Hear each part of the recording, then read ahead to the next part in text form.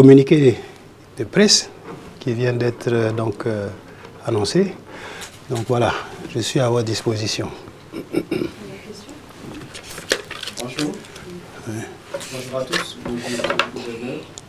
Tout d'abord, je voudrais souhaiter à tous bon Ramadan et bon Carême. Je suis Youssouf Konté, journaliste à la RTS Radio Sénégal.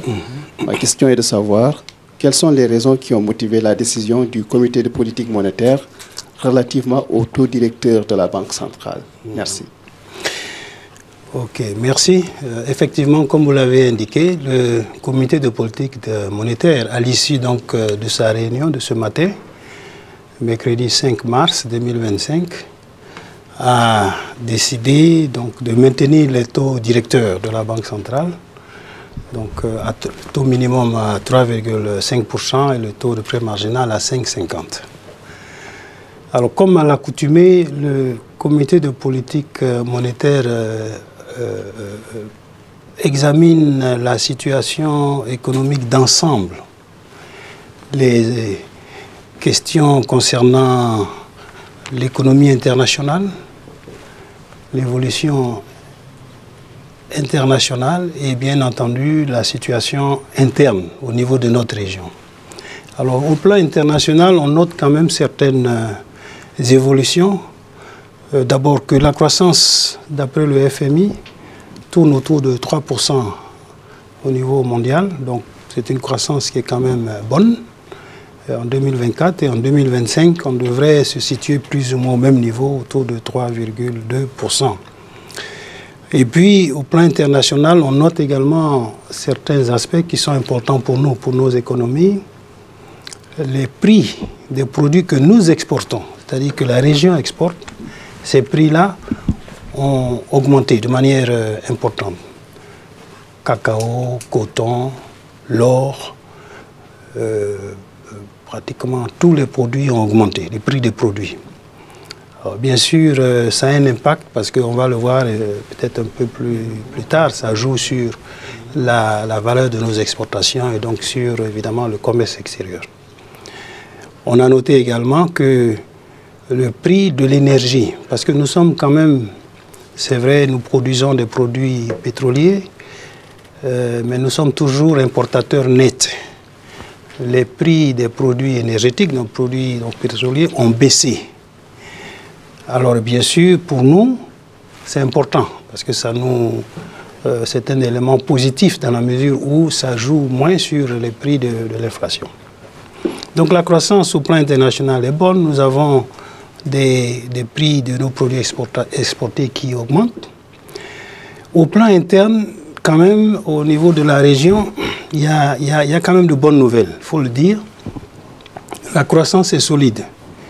On termine l'année 2024 avec une croissance autour de 6,2%, comparé à 5,3% en 2023. Donc il y a un dynamisme économique assez soutenu. Et ça, je crois que c'est la première bonne nouvelle quand même nous pouvons indiquer au niveau relevé par le comité de politique monétaire. Cette croissance économique, ce dynamisme vient essentiellement du secteur agricole. Ça vient également des secteurs du pétrole et de l'or, secteur extractif d'une manière générale. Alors, peut-être sur le secteur extractif, je dois dire qu'on voit bien sûr que l'or, la production d'or a augmenté dans notre région. Vous savez que nous avons des pays qui produisent de l'or, le Mali, le Burkina, la Côte d'Ivoire et le Sénégal. Au niveau du secteur pétrolier, nous avons 3 pays qui produisent maintenant du pétrole. On a la Côte d'Ivoire, le Niger et le Sénégal. Le Sénégal a démarré ses exportations en 2024. La Côte d'Ivoire et le Niger ont vu leur exportation, leur production augmenter.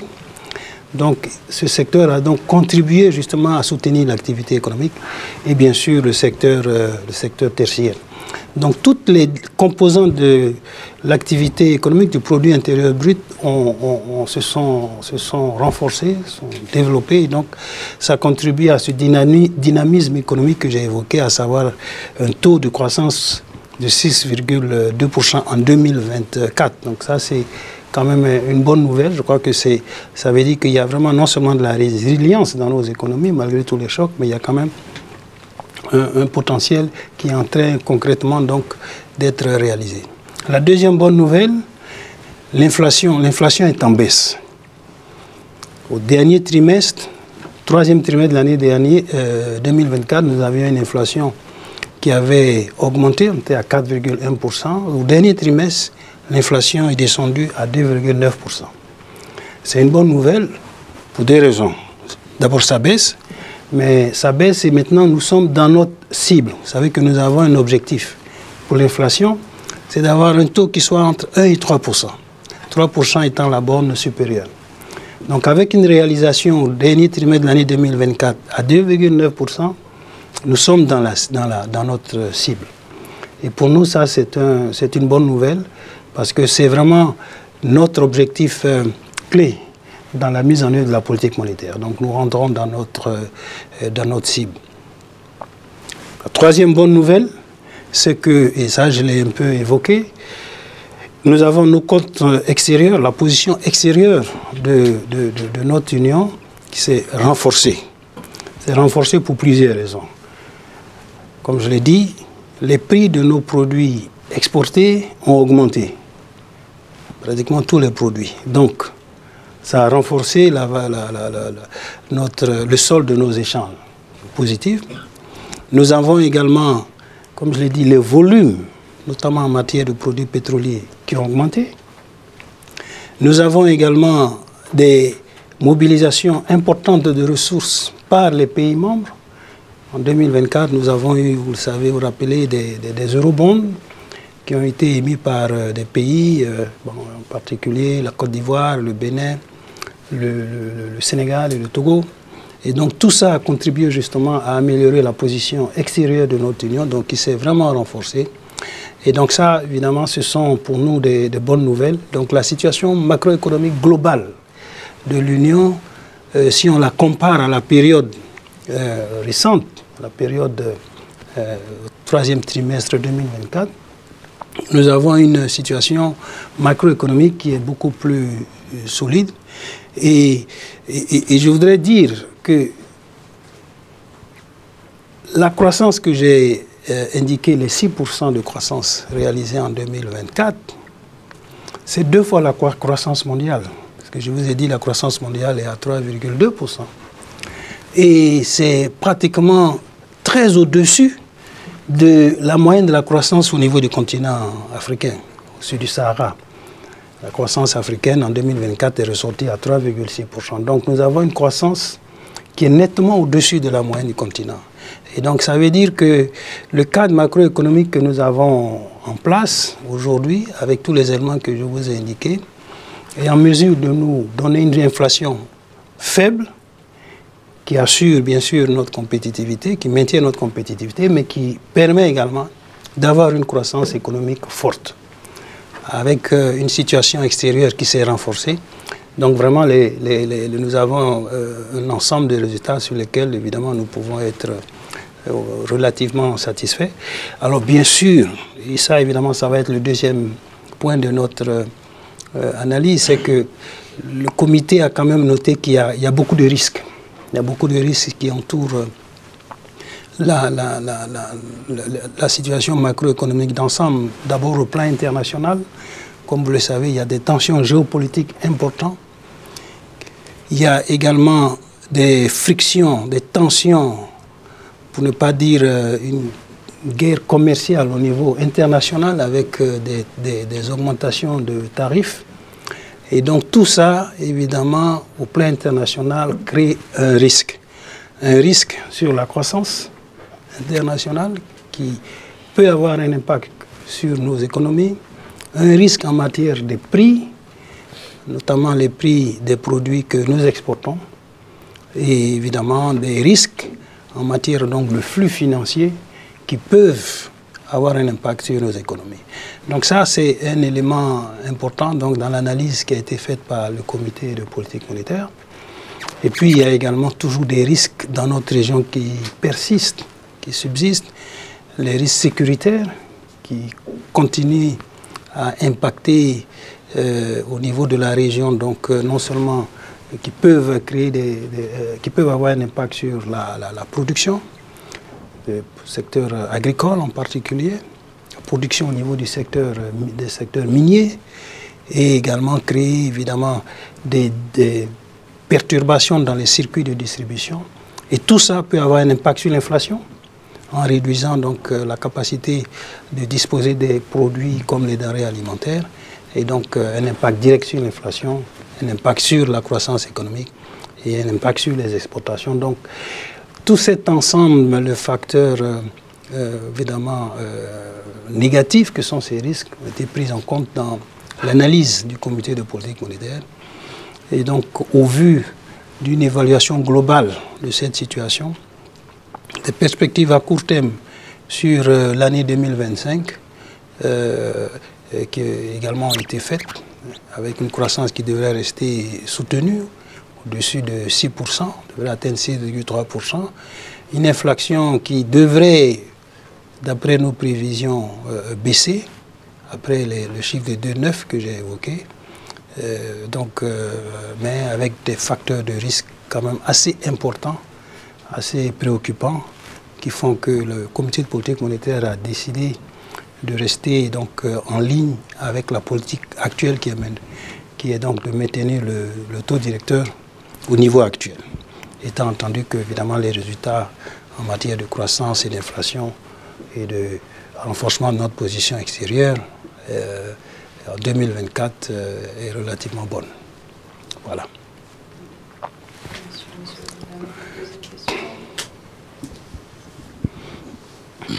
Bonjour. Bonjour. Je suis Seydouka, journaliste au Soleil. Monsieur le gouverneur, pouvez-vous nous fournir plus de détails sur les facteurs à l'origine de la baisse de l'inflation et est-ce que cette inflation va rester dans sa zone cible dans les mois à venir? Merci.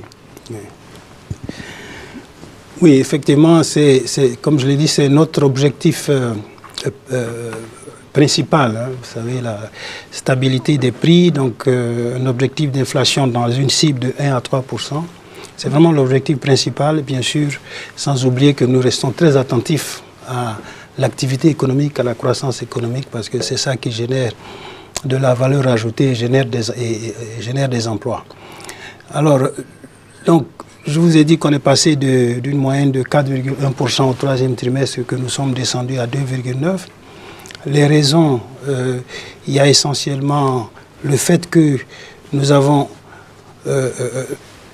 donc le produit alimentaire, un élément important du panier de la ménagère, donc de l'inflation. Et ces produits alimentaires, le prix de ces produits dépendent de deux éléments clés. D'abord, les prix de produits alimentaires importés. C'est un élément important. Et ces prix-là ont baissé. Deuxièmement, les prix des produits alimentaires qui proviennent de notre région, de production agricole, de campagne agricole, produits vivriers, céréales, tubercules en particulier. Et là, nous avons 2024-2025 une bonne campagne agricole. Donc, cette campagne agricole, donc 2024-2025, nettement meilleure que la précédente, évidemment, a permis évidemment d'avoir de la production sur les marchés. Donc, ça a amélioré l'offre et donc ça a fortement contribué à la baisse des prix alimentaires, donc de l'inflation. Et puis, je vous ai dit également, les prix des produits énergétiques internationaux ont baissé. Donc, ces prix-là, évidemment, jouent sur l'inflation. Et donc, cette conjonction de facteurs a fait que l'inflation a baissé dans la cible à 2,9%. Mais ces facteurs, comme je vous ai dit, sont sujets à des risques. Au plan international, je vous en ai parlé, les questions, les tensions géopolitiques, les questions liées aux tensions commerciales sur les tarifs, à travers les tarifs particulièrement, qui peuvent impacter les prix des produits importés alimentaires et énergétiques, et les risques sécuritaires dans notre sous-région, climatiques bien entendu, qui peuvent impacter l'offre de produits vivriers et donc impacter l'inflation. Et c'est pour toutes ces raisons, évidemment, que tout en appréciant le fait que l'inflation est baissée, que nous sommes au maximum de notre cible, à 2,9 comparé à 3%, le comité de politique monétaire a estimé qu'il fallait être prudent et observer un peu plus l'évolution donc de l'inflation. Parce que n'oubliez pas qu'on était rentré à un moment, dans la cible, on est ressorti. Et c'est pour ça qu'on est revenu, au troisième trimestre 2024, nous nous sommes retrouvés à 4,1%, au-delà de la cible. Donc, le comité a estimé qu'il fallait observer, rester attentif au vu de tous les risques que je viens de décrire.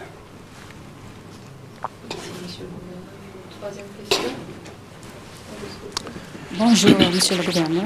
Bonjour à tout le monde. C'est Hafsa Ilman de la radio Sud FM à Dakar. Pouvez-vous nous donner les facteurs explicatifs de la bonne tenue de la croissance économique dans l'Union au regard du contexte international et régional marqué par des incertitudes? Merci. Oui, les facteurs qui sont derrière la forte croissance, bon, d'abord, et j'ai un peu insisté là-dessus, nous avons aujourd'hui un cadre macroéconomique qui est stable. Avec une inflation qui est maîtrisée, puisque nous sommes aujourd'hui quand même à 2,9%. Et donc c'est un cadre qui offre une incitation aux acteurs économiques pour effectuer les investissements. Et ça c'est vraiment important. Et les secteurs qui sont à l'origine de cette croissance économique, qui, comme je l'ai dit, c'est une croissance qui est au-dessus de la moyenne africaine, très largement, et le double de la croissance mondiale. Et donc c'est le secteur agricole. En d'autres termes, si nous avons de bonnes conditions climatiques, l'environnement macroéconomique aujourd'hui permet d'investir dans le secteur agricole. Et c'est ce que nous observons. Il y a beaucoup d'investissements dans le secteur agricole et pratiquement toutes les cultures de rente et les cultures vivrières sont en hausse en matière de production, la quasi-totalité. Le deuxième élément que j'ai évoqué, nos économies aujourd'hui ont des secteurs extractifs, or et pétrole, qui sont en forte croissance. J'ai donné l'exemple du secteur pétrolier. Nous avions la Côte d'Ivoire et le Niger qui produisaient du pétrole, mais ces deux pays ont vu leur production augmenter. Nous avons le Sénégal qui a commencé en 2024. Et donc, si vous regardez la production entre 2023 et 2024, la production de produits pétroliers dans notre région, donc provenant de ces trois pays, a augmenté de près de 60%. Donc, hausse en Côte d'Ivoire, hausse au Niger, le Sénégal qui vient en production.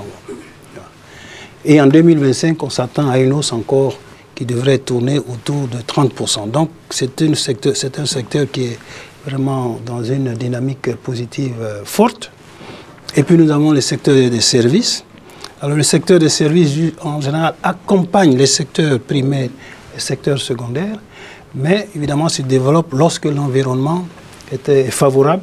Et c'est ce que je décrivais tout à l'heure. Nous avons un environnement aujourd'hui macroéconomique qui est stable, donc qui permet aux acteurs d'intervenir et d'effectuer leurs opérations d'investissement en toute sérénité.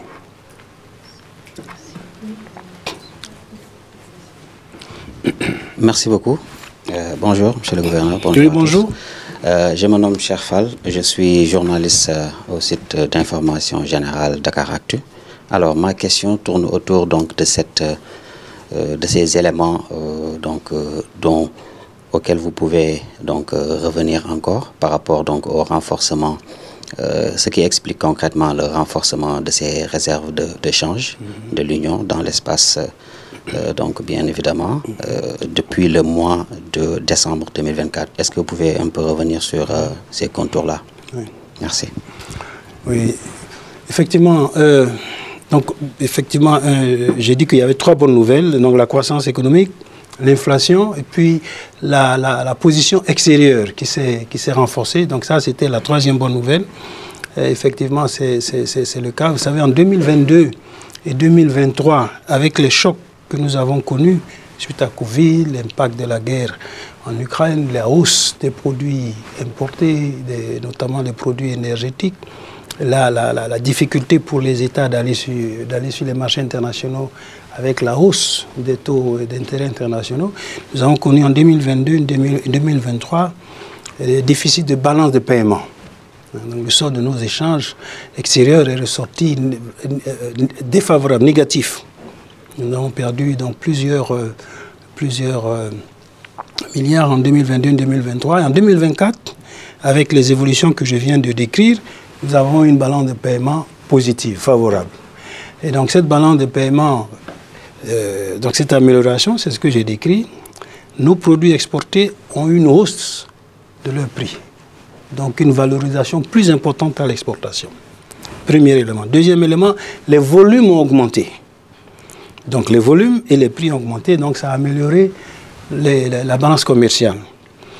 Troisième élément, les pays ont mobilisé des ressources sur le marché. Donc les capitaux donc, sont rentrés. Nous avons eu en 2024, rien que sur les eurobonds, plus de 2400 milliards mobilisés par les pays de l'Union, donc qui sont venus renforcer donc, notre balance de capital. Et donc tout ça combiné fait que la position extérieure donc, de l'Union s'est renforcée en 2024.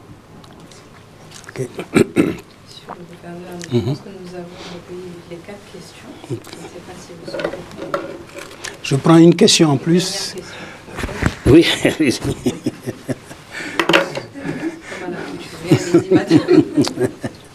Bonjour, monsieur le gouverneur. Catherine Haye, journaliste de Bloomberg News. Oui, bonjour. Bonjour. Voir que les deux grands moteurs de la croissance de l'économie de l'Afrique de l'Ouest, Côte d'Ivoire, va dans les élections en octobre cette année. L'autre, le Sénégal, qui on sait qu'on a des difficultés avec la dette, le déficit du budget qui a été en hausse.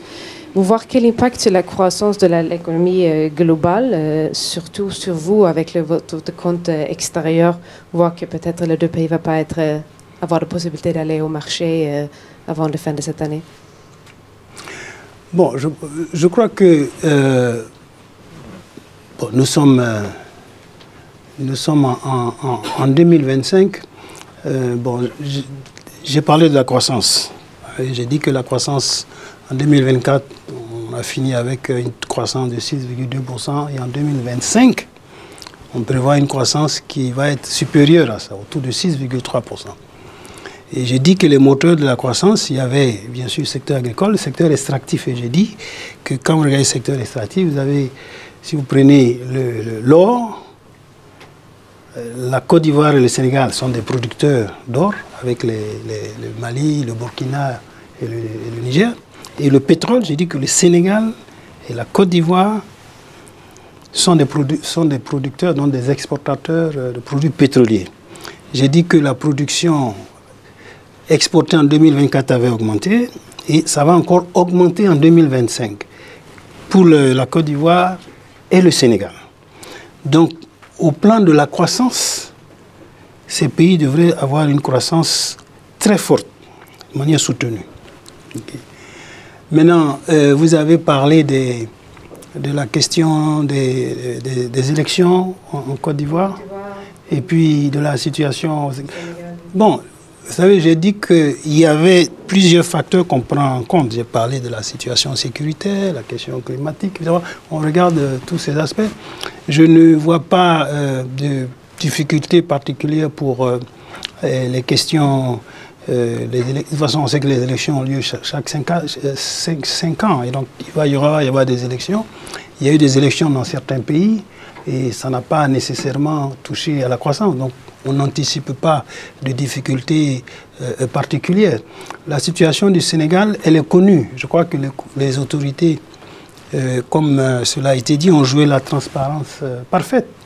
Donc pour que les comptes, la situation de l'évaluation qui a été faite soit connue de tout le monde. Donc je crois que ça, et à partir du moment où c'est connu, c'est intégré déjà.